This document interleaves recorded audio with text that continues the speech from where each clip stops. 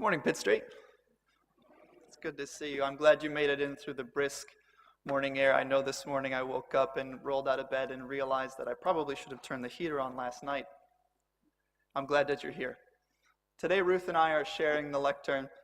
So for my half, I'll be sharing just a short story with you and hopefully share a word of encouragement. Did you ever climb trees as a kid? I know I did. I loved it because there's sort of a thrill of the challenge of trying to get to the top of a tree. There's a bit of fear of falling down and injury, and that success that you feel once you've conquered a tree, only to look off and see how many more there are to go conquer and try to fix. Truman and I, my best friend growing up, wanted to climb every single tree in our neighborhood, which was no small feat. We lived near a forest, so it was going to keep us busy for a long time. We would get up in the mornings on the weekends or go out after school, find a new tree or an old tree that we still hadn't conquered yet, and go off and try to figure it out. Over the years, as we'd get taller, we'd be able to do new things, or we'd get a bit smarter and realize that we could actually work as a team to help each other up these trees. And we'd give them names over time on the things that made them unique or made them uniquely challenging. So we had the sharp tree, which had really tough bark that would scratch up our arms and legs every time we tried to climb it. Thankfully, once we did it, we were finished with that tree.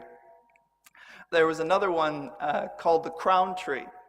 And we called it this because there was a point in the tree where all the branches would splay out, and it created a nice little place to sit for one person, which we called the crown.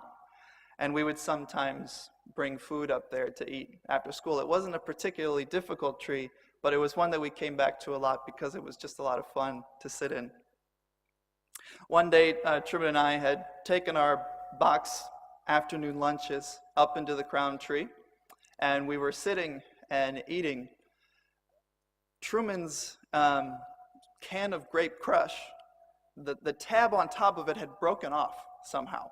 So he was no longer able to open it to get that delicious nectar inside. So he came up with a brilliant plan, which he thought was brilliant, which that he would take a little knob, a notch on the tree, take the can, slam it into the knob, which would puncture a hole in the can, and then of course this grape crush would come out, and he would hold it up like this and drink it. It would look really cool. So he climbed around the crown tree a little bit, found a spot, took the can, slammed it into the tree, and that did not happen. What did happen was that the can exploded in his hand, raining down this purple rainstorm of sugar water onto myself and onto the sidewalk below. What made it even worse was that we lived in a residential area near a primary school called Kennedy Elementary, and this was the time of the day where the kids were coming home. So there was a woman pushing a pram with her child underneath the tree at the same moment that Truman slams his can into the tree. So this purple rain comes down not only on me, but it also sprinkles down onto her, and she looks up and notices that we're in the tree. Suffice to say, she had a few choice words for us, and we chose to remain in the tree and not come down. I looked up to Truman after this, and I was like, what are you thinking? You were not ready to do that. And in a bizarre moment of clarity, Truman looks down at me and says, "William, you will miss out on a whole lot of life waiting to be ready." I thought, wait a second. Is the guy who just took a can of soda and slammed it in a tree giving me life advice? I was not ready for that. Like when I go to church, I'm there, I'm prepared, bring in some knowledge, but when I'm sitting in a tree, I'm not really ready for something like that. And it's a phrase that has stuck with me over the years. There are so many moments in my life where I've been afraid because I didn't feel like I was ready for that challenge or ready for this opportunity. I certainly was never ready to move here. I certainly wasn't ready to try out some of the new roles in my work. I certainly wasn't ready to try out things in relationships when it's another person that you can't control and it's a really scary thing, or starting a business. There are so many moments in our lives where the thing we want to do is something we cannot be prepared for. I tell you this story for two reasons. One, because I like making fun of Truman when I get the chance. And two, because I wonder in the stories this week if the apostles felt ready. I mean, think about it. The person who came before you is doing miracles, turning water into wine, raising the dead, raising himself from the dead, conquering the grave, and now he says, okay, your turn. That's quite a big act to follow. Quite big shoes to fill. So how is it that they moved forward with it anyways, and yet gave us something that was incredible and unique in the Acts, and in all the letters and spreading the early church? All of this incredible work that they did, even though they probably, I would think, didn't feel ready. So if I could offer you a word of encouragement this week, it'd be that in those moments of hesitation and nervousness, that you realize the importance of what you're trying to achieve for yourself. And if God put you up to it, then God's going to help you through it. That those moments when we're not ready for something and our confidence has gaps, that our faith fills in those pieces and God helps lift us to a place that we never thought we could get to. So I hope that over the coming weeks, when you're presented with opportunities and challenges to do things that you just feel like you're not ready for, I do hope that you take the opportunity to help God show up in your life. Because you can't do it alone. That's part of why Jesus is here. And that's okay, because Jesus is here to help you get there. Thank you.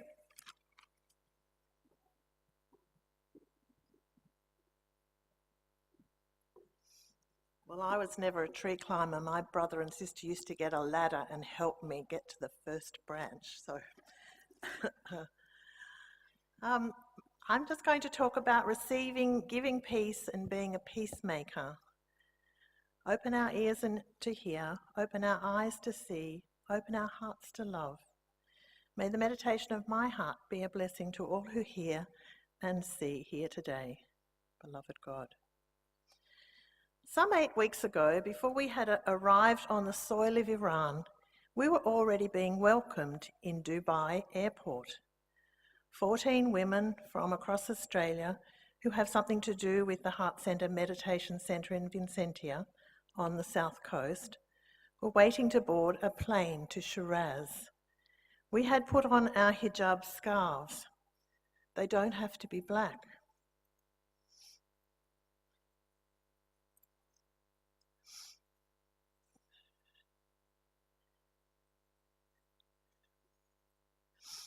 Long tunics to cover our bodies, and as we waited, a woman similarly garbed approached me and asked, where were we going? I said to Shiraz in Iran to pray and to get to know the people of Iran. I said we come in peace and friendship from Australia.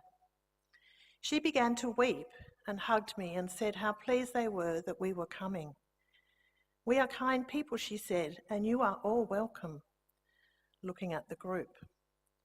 This sort of welcome was given to us by men and women over and over again, wherever we travelled over 5 weeks in Iran and Turkey. A quote, "The sons of Abraham are limbs of each other, having been created of one essence. When calamity of time affects one limb, the other limbs cannot remain at rest.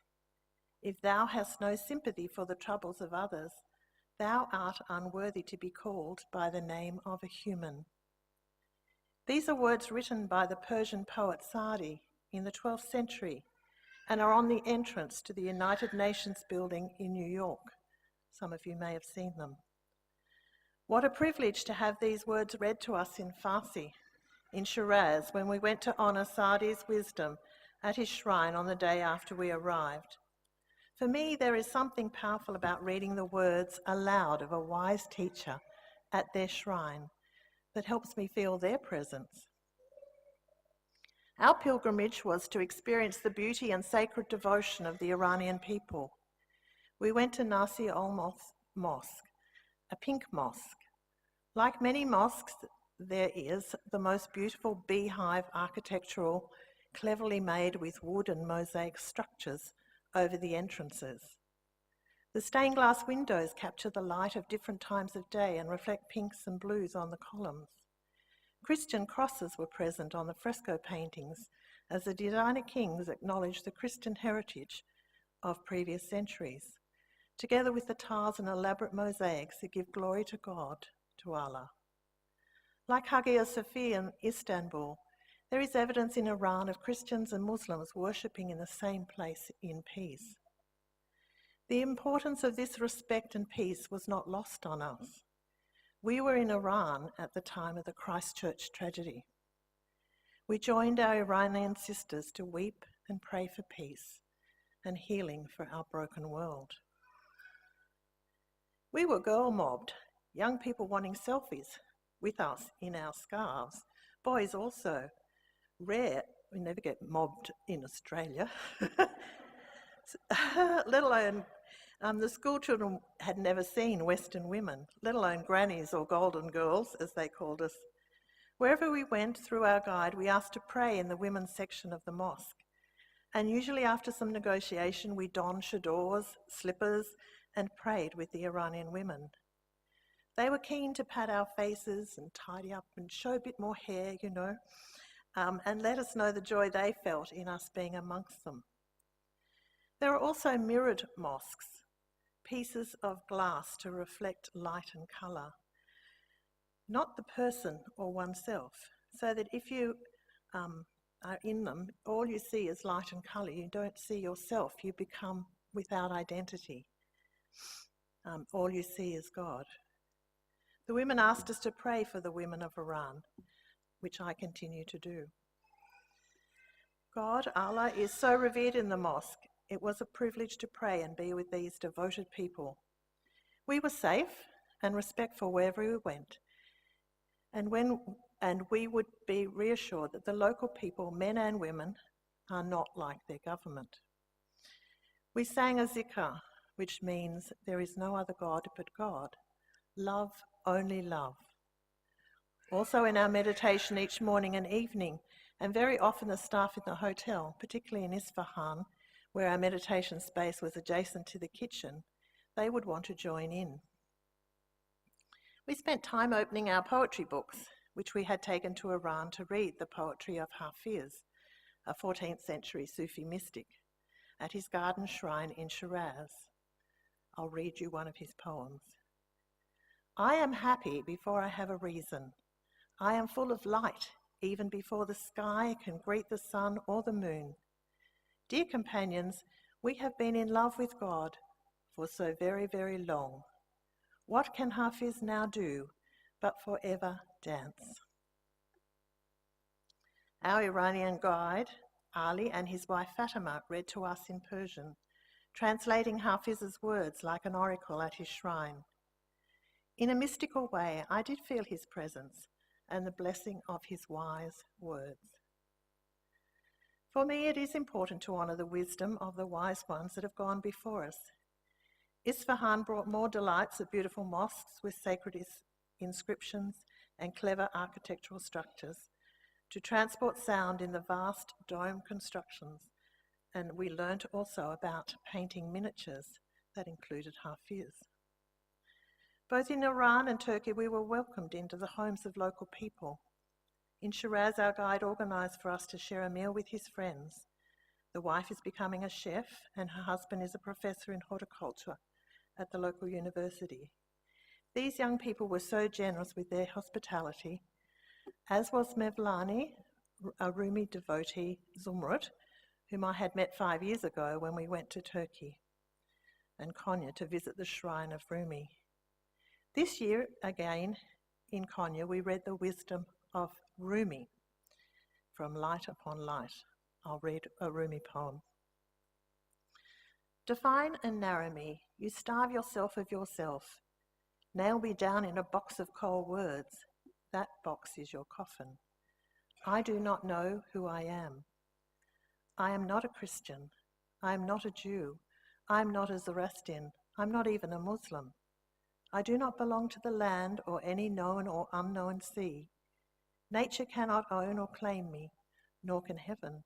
nor can India, China, Bulgaria. My birthplace is placelessness. You say you see my mouth, ears, eyes, nose. They are not mine. I am that cat, this stone, no one. I have thrown duality away like an old dish rag. I see and know all times and words as one, only one. So what do I have to do to get you to admit who is speaking?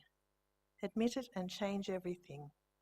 This is your own voice echoing off the walls of God. We honoured Rumi's gift of dervish dancing by attending the dervish concert twice. So sacred. The devotion of the dancers is inspiring, with the music played on ancient instruments. There are many paths to God. In Pitt Street, ours is the Christian path.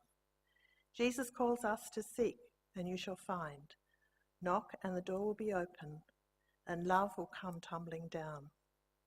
I felt the love and acceptance of my Persian and Turkish brothers and sisters. This year, we went on a ferry on the Bosphorus to Mevlani, the dervish Zumrut's home. Enjoyed her sacred Sufi music and home-cooked Turkish food before seeing her beautiful sacred calligraphy. We also sang to her and her kind musical friends, and as we started singing the zikr, she stood up and started gently whirling. Such a sacred expression of her heartfelt devotion. People couldn't believe that we were singing to them as well as that's what I mean about giving and receiving. We were blessed in so many levels during this sacred pilgrimage, so many stories to tell, but the main one is of giving and receiving peace and being peacemakers. Be grateful for wherever, whoever, and whatever comes through the windows of your life. Jesus is offering us peace. Before you ask Jesus for what you want, first thank Jesus for what you have. If you truly want to be an instrument of love, kindness, and peace, then take each time each day to welcome God into your life and give thanks. As the peace prayer of St. Francis says, Lord, make me an instrument of your peace. Peace be with you all.